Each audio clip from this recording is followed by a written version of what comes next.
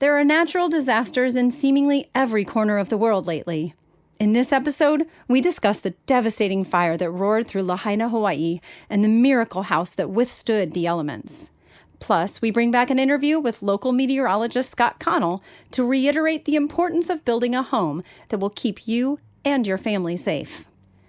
Our thoughts and prayers are with those affected by all the recent natural disasters around the world. To support recovery efforts in Hawaii, visit hawaiicommunityfoundation.org and visit the International Federation of Red Cross and Red Crescent Societies at ifrc.org to help with disasters everywhere. Thank you.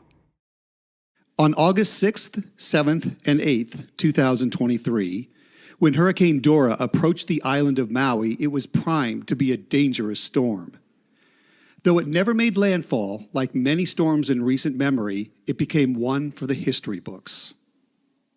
As Dora made its way toward Maui, it fanned the flames of a wildfire that would decimate the island's densely populated city of Lahaina.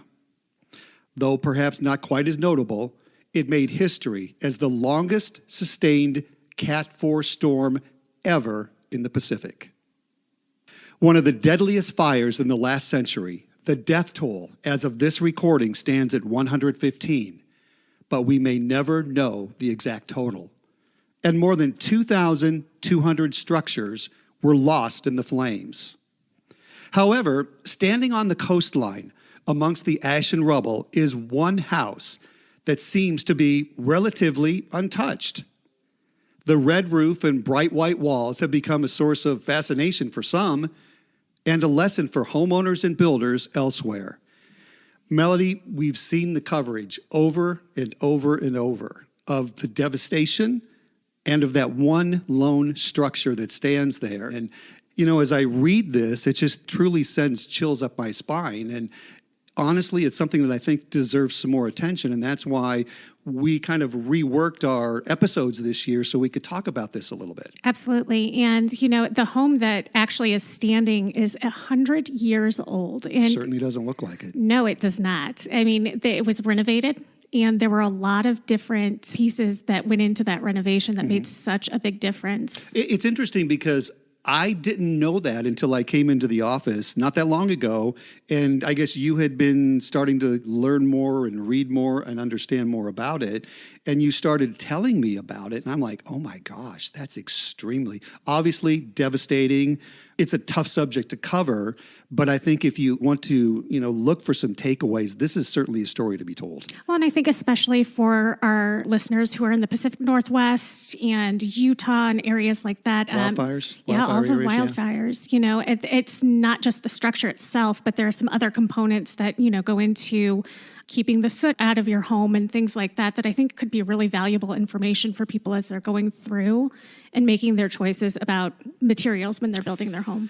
It's something that should absolutely be considered. And obviously, as custom home builders, one of the things that we allow our clients to do is from the design phase through the selection phase is to make those choices that are most important to them. And I think you're right. This serves as a reminder as far as think about the entire build, the indoor air quality, think about the exterior materials, the site itself, how it's cleared, what's grown, what's not. Those are some of the takeaways that you learned from, I guess, reading more about this one lone structure. Right. I kind of went down the rabbit hole. Yeah, which you like to do occasionally. I do. So one of the things that they did during the renovation process is there was an old asphalt roof on top, and you see that red roof is kind of almost iconic when you think about it. So they replaced it with metal, and metal is considered a Class A fire-rated roof, and that was part of the decision that they made. Is beautiful as well. And there was an air pocket for heat to dissipate that was built into the structure as well. So, interesting. Yeah, and I actually, just before we started recording, there was an article that came across my desktop about the heat from metal shingles, because as someone who has never had to research shingles, I would assume that metal would trap more heat. But actually, there's a YouTube video, and I think we should probably link to it in the comments for anybody who's considering metal roofing. Actually, the metal roofing holds less heat than an asphalt roof. So not only are you getting the fire durability, but you have a cooler attic, and so increases your energy efficiency of your home. What else did you learn? So they also cleared brush and added stone at the drip line of the home. And the original idea was to repel termites. I mean, you have this 100-year-old structure. That's part of what really helped the flames from spreading to the structure, because you had this stone that was, surrounding the base, and clearing out all of that brush kept that from catching and running up the walls. So the Colorado State Forest Service has a guide on their website specifically for wildfires, and a lot of the things that they did in their renovation kind of hit those points. And so I thought we might want to link to that in the show notes as well. It's an interesting subject. And by the way, I'm glad you're going to link to that, because obviously a location like Colorado is one where wildfires can do some pretty serious damage. We've talked about California over the years. You've seen the damage. And this year has been particularly difficult up in Washington and even up into Canada.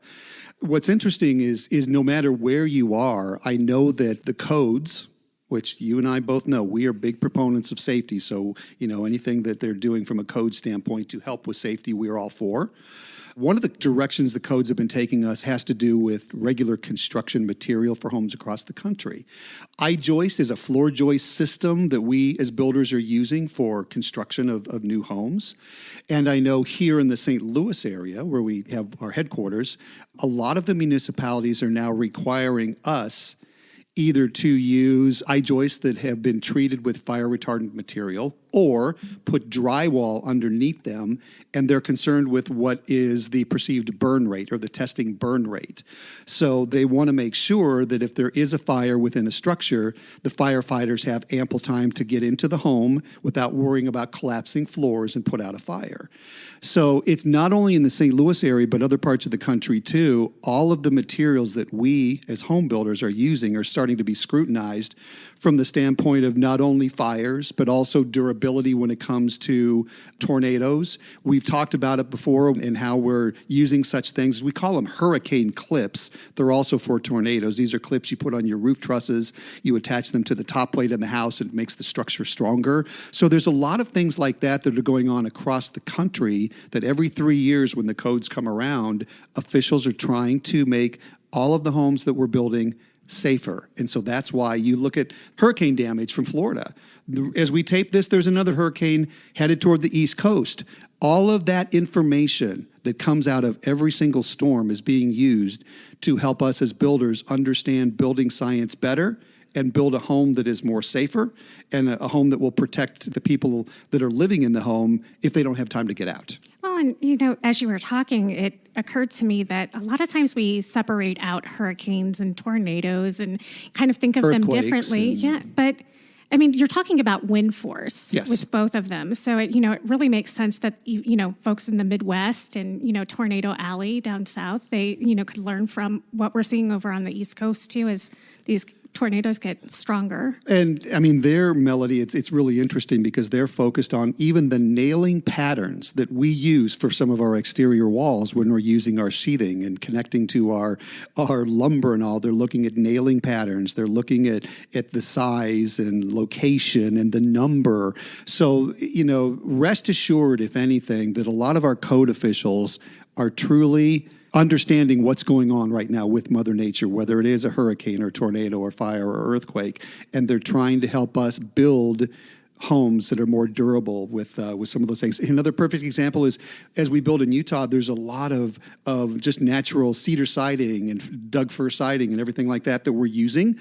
James Hardie comes out with a product that's much more, fire retardant than that. It looks really good. So a homeowner is going to have a tough choice. Do you want to do, natural wood siding, or do you do something like the James Hardie, which is manufactured to not only help with the efficiency of the house, but also from a fire prevention standpoint?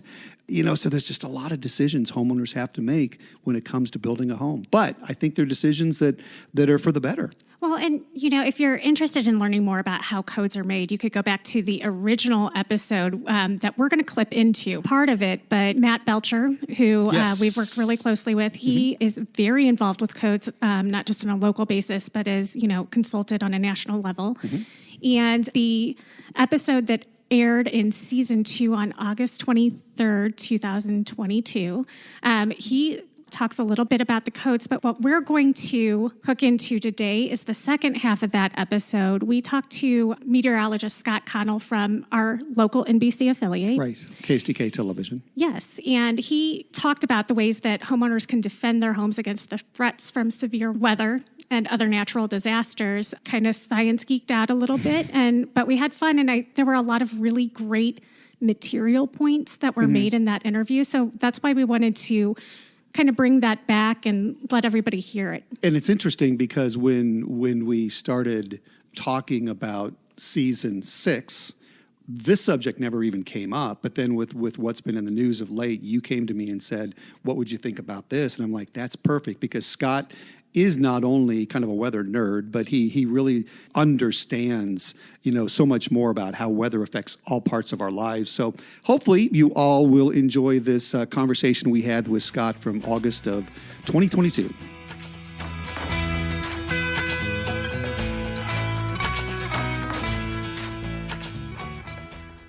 Kim, when you think about it, it's really wind, water, and hail. Those are your main 3 things that you're concerned with keeping out of your house or preventing, damage from. And there's not a lot you can do about hail. It's one of those things when you've got balls of ice falling from the sky, you're at the mercy of wherever they land and how big they are. And we know that hail, once it gets to the size of about quarters, starts causing damage. That's when it starts dinging cars. If it's wind-blown hail, and even larger hail, it can just shred your vinyl siding. And vinyl siding is it's beautiful on homes. There's so many options for that. But yeah, we had to replace our roof twice. And the second time, of course, the home had the standard builder's grade shingles on it, which there's nothing wrong with that. But, that's your flat level basic shingle. And there are other options.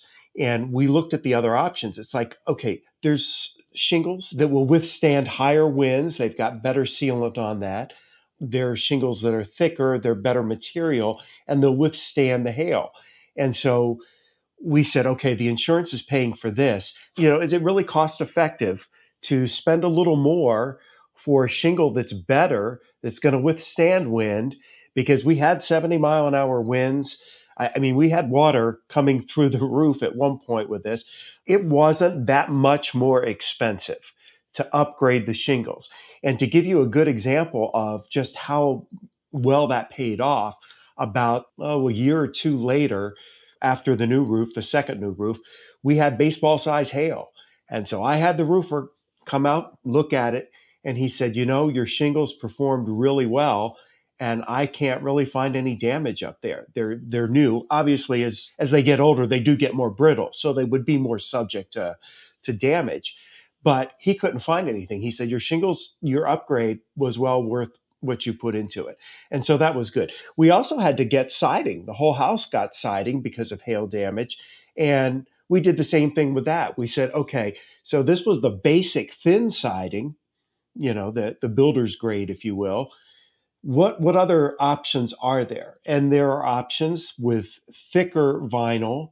You've got steel siding, you've got aluminum siding. There's all kinds of options, but there are different thicknesses.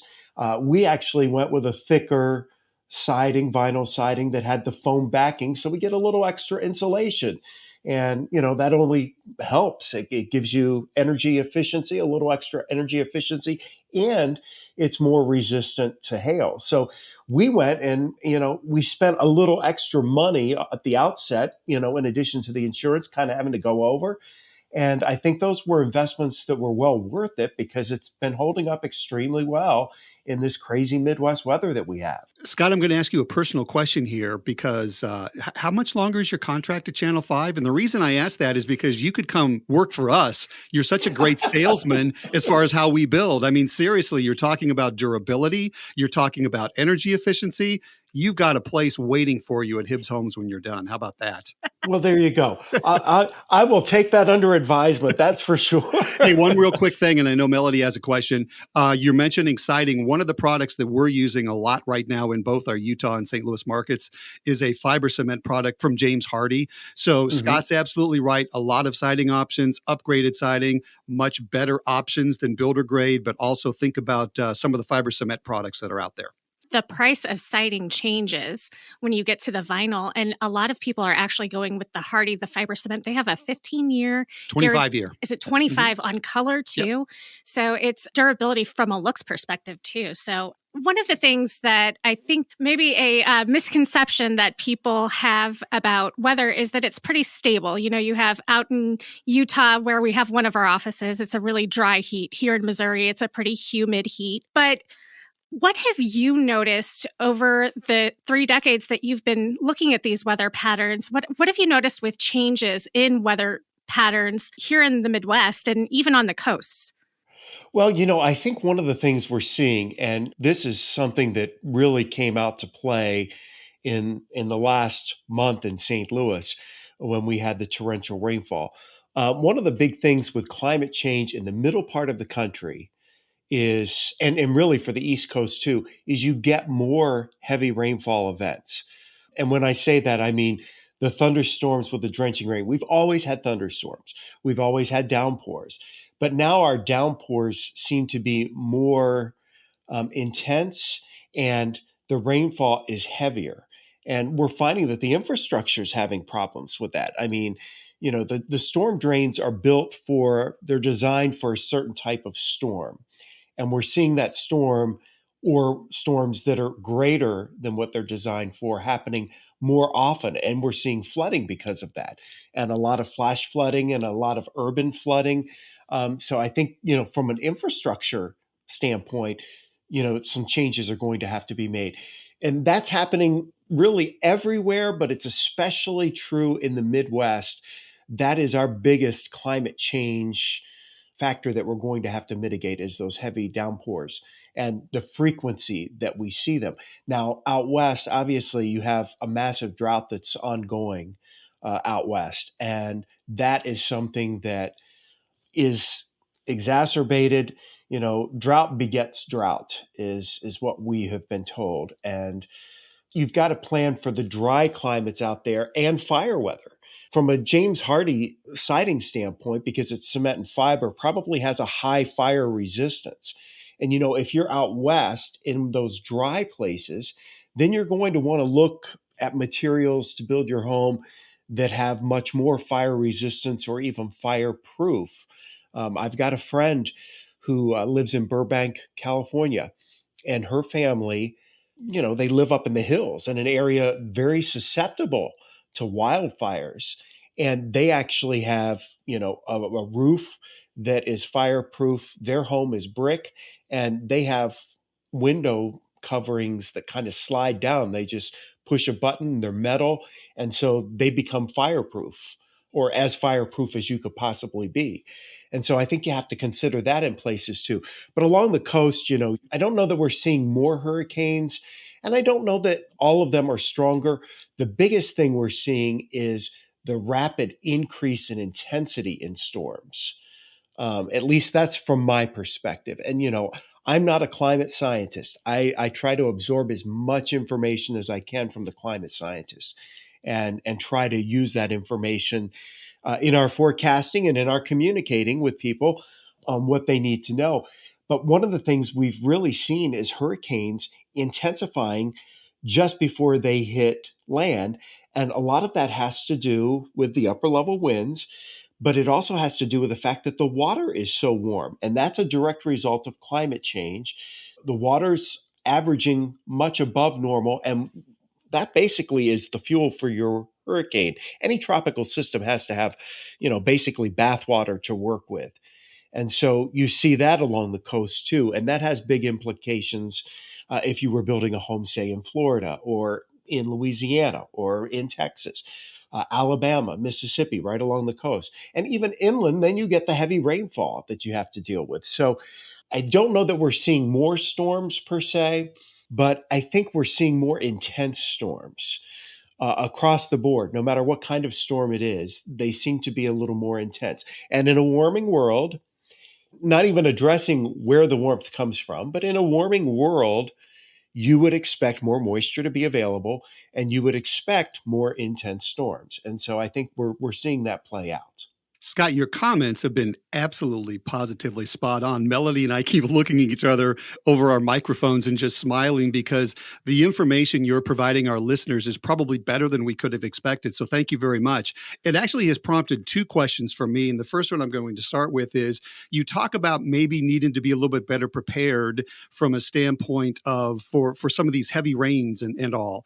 And I know that from an engineering standpoint, a lot of attention is being paid in municipalities across the country to stormwater runoff. They're trying to help by keeping it on site and letting it naturally dissipate through rain gardens or some sort of a stormwater retention basin that slowly leaches out. But here's my question. I'd be interested in your take on it. Right now, the engineers only have to plan for a 100-year, in most cases, a 100-year storm. The storm that we had in the Midwest and particularly in the St. Louis area not that long ago was 1 in 1,000 years. So do you think that we need to rethink how we are addressing the engineering side of these protecting and projecting? I think that's a very valid concern, honestly. And when you say a 1 in 100-year storm, that means that the probability in any year is 1 in 100. It doesn't mean it's going to happen once every 100 years, but that's the probability of it happening in one spot. What we saw in St. Louis when we had 12 inches of rain in the St. Charles County area in just 10 hours, that is 1 in 1,000. So the probability is really low that that's going to happen, and it had never happened before. We blew by a record, and the interesting thing is when you look at it, so the probability they're building the infrastructure on the one in the probability that something's going to happen once every 100 years, but those 1 in 100-year events are happening more frequently. And sometimes they're happening twice every 10 years or 3 times every 10 years. So I think it's a real consideration here, especially as urban sprawl continues to grow and you continue to expand urban areas and you get more concrete, you get more asphalt. Our situation here a couple of weeks ago, we were in a drought and the ground was extremely dry. What we know as meteorologists is when the ground is dry, it's hard. And when you get the heavy rains, they don't tend to sink in. It takes a while for the water to absorb. So you get more runoff. It's like the ground itself, even though it's a grassy field, that ground is rock solid. So normally the grass would absorb the water, slow the flow of water. The grass doesn't do that because the ground is so hard. The water just all runs off, goes straight into the creeks, goes straight into the streams, starts flooding them, backs up the storm drains, and you get major flooding. And that's a situation out west where the ground is so dry as well. You're seeing the monsoon right now happening in Arizona and Las Vegas. And I find it interesting. I was noticing that Las Vegas has actually taken grass out. They're pulling the grass out of the medians in the streets. The water shortage out west, it's a serious thing. So they're trying to do the mitigation, as much of it as they can. But out west, when you get the monsoon over drought-stricken areas where the ground is very dry, all that water tends to run off. So that running water, the draining water, and how we drain it, that's definitely something the engineering community does need to look at as we go forward. We're talking about climate change, and I don't want to take this in the direction of a political conversation because I know there's people who feel very strongly one side or another. I'm just kind of curious in your take because I remember growing up back in Nebraska in the 60s. It seemed like from Christmas on, we had very cold weather. We had snowy weather. There was always snow on the ground. Even when I came to St. Louis back in the 70s, it seemed like the winters were much different. Now it seems like everything is warming more. We have less snow. But then if you think, even back decades ago to the Dust Bowl era. So I guess my question to you is a lot of this climate change cyclical, or are we truly contributing to climate change? Or do you think it might be kind of a combination of both? Well, I think it is a combination of both, but you can't deny that we are contributing to it because you just look at the trends and the overall trends just since the Industrial Revolution started, and it kind of becomes pretty apparent. Now, how much of that we're doing, how much of it is cyclical. The thing with climate change is you really can't say, oh, that event was directly caused by climate change, or this storm was caused by climate change, or that hurricane did this because of climate change. You can't really pin it on one thing. But what you do is in the background, the way things are set in the background of the atmosphere, the way it's working, sets the stage for these things to happen. So while it may not be directly attributable to climate change, and some things are, some things really are, but while it may not be directly attributable to it, you have the background state of which these storms are forming changing, and that background or the ingredients that you're working with are now changing a bit, and because of that you're seeing more intense storms. It's just kind of the background sets the stage for what happens as you go forward. It's like being on a movie set. They set the background, they set the scenery, and if they change that, it changes kind of what you're going to see on TV, right? Or what you're going to see in the movie. So when the background of the atmosphere, of its ingredients that are there, is changed, then that provides the opportunity for some of these storms and some of these weather events and excessive heat waves. I mean, we've seen heat in Europe. Much of Europe doesn't have air conditioning, and they've had intense heat this year again, and they have a lot of deaths associated with that. There's so many things that are happening that have never happened before. And, we saw that on the West Coast last summer with the intense heat. In Seattle, you didn't need air conditioning 20, 30 years ago. No one thought about, we don't need air conditioning. We really don't need it. Well, then all of a sudden you're getting long stretches of hot weather because we find that the background pattern is conducive to slowing the jet stream down. So once you get stuck in a pattern, it tends to linger longer than it used to. I actually have a really random question. So, as someone who has legitimately been in love with weather for a really long time, I was noticing that the jet stream has shifted, and you see some of the weather patterns kind of shifting north to south. Is that just because I am crazy, or is that something that is legitimately happening? Do I get a vote here? Yeah. I'll go with option A. No, I'm kidding. Go ahead, Scott. No, you're not crazy, Melody. Okay. The jet stream is shifting, but it's also slowing down some, and it's not as vibrant as it was. It's the whole patterns are slower to move. And of course, they're driven by the upper level winds. And that's part of the climate change. And, really, those questions are above my pay grade because there are so many PhDs that are working on these issues and trying to figure out more about it. And I've had the privilege of speaking with a couple of them, and it's very eye-opening, the things we're seeing right now and how things are evolving. So you're not crazy. The jet stream has shifted some, the patterns have shifted some. We've always had what we call cutoff lows, where the low will cut off and be a part of or disengage from the main jet stream. But now when that happens, it lingers for longer, or at least it seems to. That's my take on it. But I do think the researchers that are investigating these things would verify that for us. But patterns get stuck more than they have been. And that leads to what you're seeing, prolonged heat waves in places or intense storms that continue over the same areas for several days. It's definitely changing. Where do we go from here? What's ahead? What do we look for, do you think, in your opinion, over the next few decades? And that's hard to say. I think some of it is going to be determined by how we mitigate this, how we adapt to it. I believe there is a saying that we can do mitigation, we can do adoption, and then if we fail to do those things, then there'll be suffering. And unfortunately, a lot of the suffering is in places where they have less resources than we have. So you're trying to eliminate the amount of suffering. So mitigation's the first thing. What can we do to mitigate it? And, I think as we try to make better choices and try to make more efficient vehicles, and just reduce our carbon footprint in general. I mean, we live a great life in the United States. And with that comes the use of fossil fuels. We'll never be able to really get rid of, using gas and diesel and oil. I mean, it's part of what we have.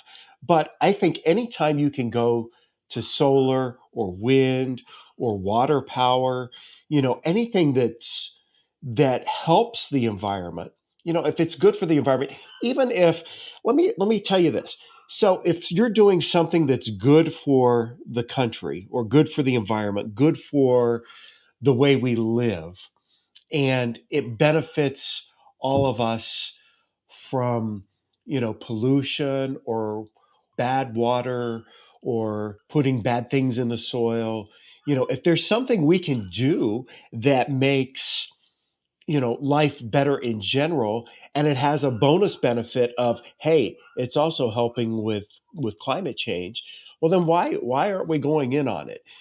We have to just think that even if climate change, we weren't doing anything, even if we're not part of it, if we're still making our earth better, that's a good thing, right?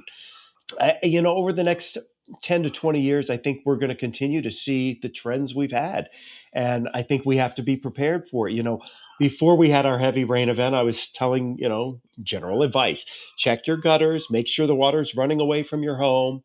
And sure enough, I get home and I had 6 inches of rain in 6 hours and my gutter overflows. So I had a little bit of water in the basement because of that. Now I've got the gutter guards installed. They were in the garage. They were on the gutter. So I got up there and took care of that. And, and I'll bring this back in. One of the things I would say when you're building a home, think about your landscaping and think about the trees you're going to plant.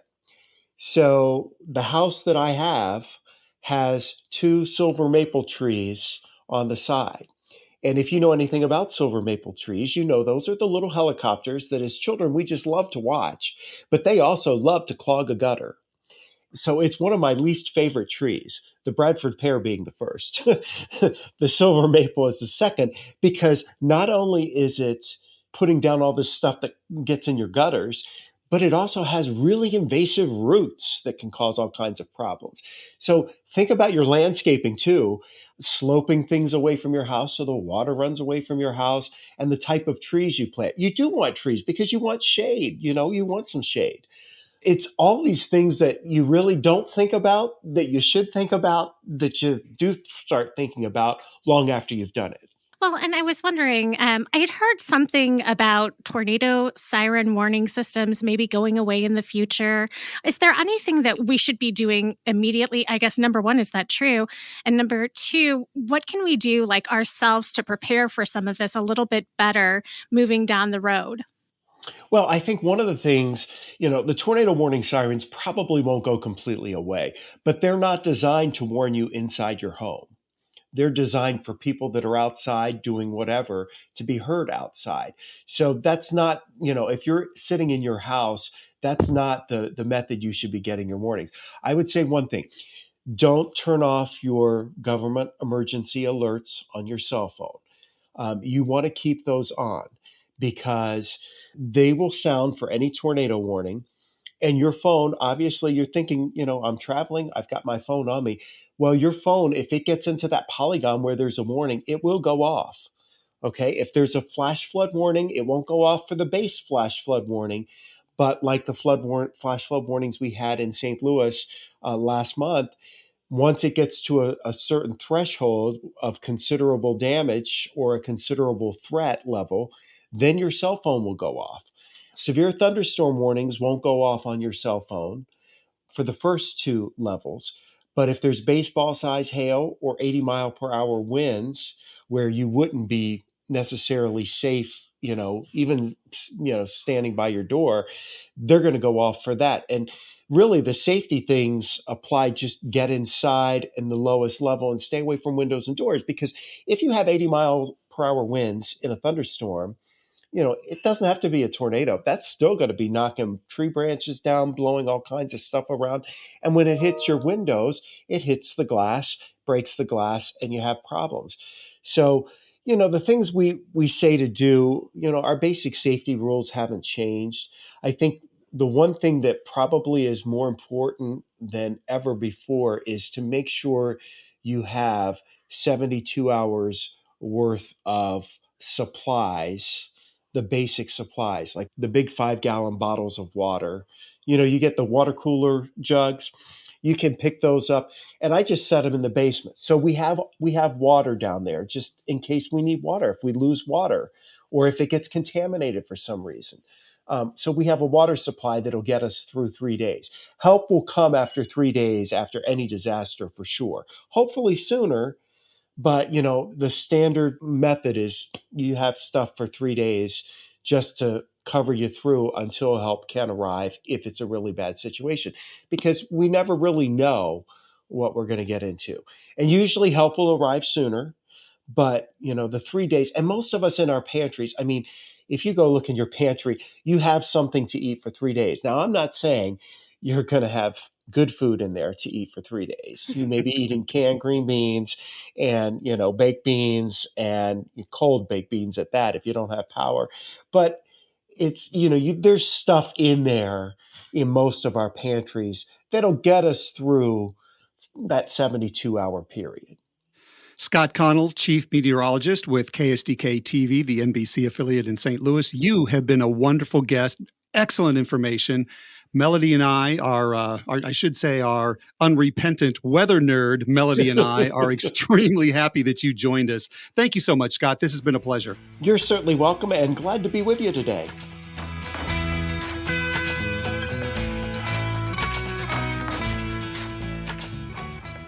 Melody, I think we now understand why we wanted Scott to be a part of this particular podcast. The information that he has, the knowledge he has, I think is so useful right now. Even from a personal standpoint, he was able to not just say, okay, from a weather standpoint, this is what you need to do, but hey, I've done this. And so it's really nice if we can get him to work for us. I know you offered him a job. We're still waiting. I don't know that I could match his salary from being the weather director at the number one weather anchor at KSDK TV in St. Louis, but we'll keep trying. He was great. Interesting kind of a recap of some of the ideas that he wanted to share with our listeners. And we talked about the metal roof for the Lahaina Miracle House, but, even just higher grade shingles. Yes. So they're not getting destroyed by hail and pulled up by wind. The grading away from the foundation, I think that's another thing that we saw with that Miracle House is paying attention to what's right around the base of your home and, what can come up the sides of the walls or go down into your foundation. The higher grade siding, I think, is really, we had talked a little bit about. Yeah. There are options out there that offer you some protection against some of Mother Nature's, what she's going to try to throw at us, and something to think about when you're deciding on what your exterior material is going to be. Well, and James Hardie cement siding, fiber cement siding, has options that give you the look and feel, but give you the fire protection as well. Yeah. And then HVAC systems to clear soot. You think about the damage inside the home from just the fresh air being pulled in. So that's something, let's focus on just a moment here, because I think that how we build or how a builder can build your home and then paying attention to the HVAC system are two important things, because we've talked about this over the years. What is the famous saying in the construction industry? Build it tight, ventilate it right. We build a tight home, and we do it on purpose because we want to control whatever air comes into our home. It used to be back in the day, and I'm not quite sure when the day was, but back in the day, builders would always say, your home needs to breathe. You need to let fresh air come in from some of these crevices and cracks and everything else. And I get that because they're absolutely right. You have to introduce fresh air into the home. But we want to be able to control that. So if we build a very tight house, and if we have the insulation package, the caulk and seal, the windows, everything else, to help us build a tight house so some of that exterior air does not come inside, we then have a responsibility to our homeowners to make sure it is ventilated properly. Humidity in the bathroom has got to be exhausted out. The cooktops, the big burners, you got to be able to exhaust that out of the house. Off-gassing of furniture and flooring. So when we build a house tight, we want to be able to ventilate it right. So we incorporate fresh air systems. We incorporate HRVs, heat recovery ventilators, or ERVs, energy recovery ventilators into our homes. Those allow us to exhaust stale air out, bring fresh air in when we want it. So those are just things that you can talk with your builder about, but it's something that's worth paying attention, especially in the virus that we just had. Right. We focused The virus. Everybody knows what the virus is. We focused a lot on indoor air quality and how there are systems available where you can help control that. So lots of options out there for those considering building a new home. The one thing that Colorado State said too is tempered glass for windows. And as we're getting into these huge expanses of glass that are so common now in all of the homes that we're building, that tempered glass, stops projectiles. It just makes a lot of sense. And I think I would have to think that might offer a little bit of protection even in a fire. You see like backdrafts and things like that. Yeah. I'd have to think that has something to do with it, but the one thing I want to make sure people also understand is there's not a one size fits all, because we're building in a couple of different markets. You might live in outside of those market zones. Just understand that your builders have to follow codes based upon local, possibly state, but definitely national codes. So what we're building toward here in St. Louis is going to be a little bit different than the way we're building in Utah, which is going to be a bit different than the way you build in Colorado. So there are the code officials out there who are looking at each individual region or location and making some of the decisions based upon what the factors are within those regions. On that same note, that if the building codes are different in the regions and they're structured to defend homes against what that specific climate region brings. Yep. When we talked to Scott, he had mentioned, these weather patterns are shifting. Yes. And not only the types of weather patterns, but the intensity. So it has to expand a little bit beyond your region at this point in time, is, understanding a lot of the different weather patterns that come with climate zones. Good point. Yeah, because you're absolutely right. These patterns are moving and they're morphing and they're changing and they're hitting. I was watching the nightly news just last night, and they're talking about record heat up in the Northeast right now where kids are trying to go to school. So, there's records being broken in both directions, whether it's cold or whether it's heat, whether it's, rain or whatever. You just have to take a holistic approach on the best way to build the house and the best way to try to protect the house against the elements. We're going to, in our show notes, because if you guys want to go down the same rabbit hole I did, those are usually the show notes people. They're the rabbit hole people. I didn't even know we had No, I'm kidding. So we're going to link to the Colorado Wildfire Guidance page. There's also an NPR interview with the owner for the Miracle Home, and it talks a lot more detail about how they approach the renovation and what they're planning on doing by opening the home even to the community, as they're rebuilding and things like that. We'll also link to the original episode with this in case you're interested in the code. I was just going to ask you to make sure we do that, because the conversation with our code nerd, Matt Belcher, is for those who want to dig deep into codes. It's kind of fascinating to listen to Matt because, as you mentioned, not only does he work with local officials on codes, but he's also on the National Association of Home Builders Code Council, and he's continually working with codes across the country. So he's a great resource, as you mentioned, a friend of the podcast, and it would be, I think, for those code enthusiasts, to get a chance to hear Matt would be great. We work with a lot of engineers around here who actually are code enthusiasts and hang around the job site, and so we're well aware that there are people who actually are interested in code. Yeah. So it's been an interesting show. We appreciate everyone, allowing us to kind of take a little bit more of a serious tone with a very serious subject with the fires and what happened in Lahaina. I was there in Maui just in March, and we were in Lahaina. It was heartbreaking to see what happened, but the story that came out of it with this house, if it can help others build a home that is just more protective for them and their family, there's something to be taken out of that. And so I'm really glad that you took us in this direction and kind of brought the subject up, Melody. Thank you. It was a good job. And if you guys have any questions about what we talked about today or have an idea for a show that you'd like to hear coming up, you can call us at 314-266-9709. And we have another episode coming for you. We do. And it's interesting because we've kind of developed a theme for the year where we're talking more about the actual structure itself and the importance of understanding how that structure goes together, what are the most important components and things like that. So the next episode is we're going to talk about the steps that actually help you prepare to build your custom home. So we certainly hope you'll join us for the next episode. To support recovery efforts in Hawaii, visit hawaiicommunityfoundation.org and visit the International Federation of Red Cross and Red Crescent Societies at ifrc.org to help with disasters everywhere. For more information, visit www.artofcustompodcast.com or find us on Facebook and LinkedIn as The Art of Custom. Be sure to subscribe to get the latest episodes and please rate and review.